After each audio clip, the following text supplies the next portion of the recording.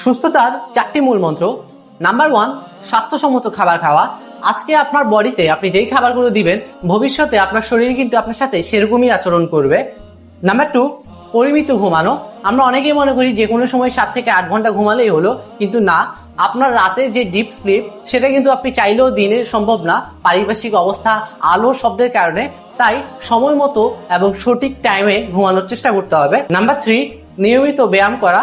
ব্যায়াম বলতে আপনাকে জিমে যেতে হবে এমন না, বরং অন্তত 30 মিনিট পর্যন্ত হাঁটা চলা করা, নিজের শরীরকে নাড়াচড়া করার মাধ্যমে রাখা, যার কারণে আপনার শরীরে জং ধরতে পারবে না। আর জং বলতে আমি বিভিন্ন রোগবালাইকে বোঝাচ্ছি। নাম্বার 4, স্ট্রেস মুক্ত থাকা বা দুশ্চিন্তা মুক্ত থাকা। আপনি যখন দুশ্চিন্তা নিয়ে ঘুমাতে যাবেন বা অন্যান্য কাজ করতে যাবেন, তখন কিন্তু সেই কাজটাও ভালোভাবে করতে পারবেন না।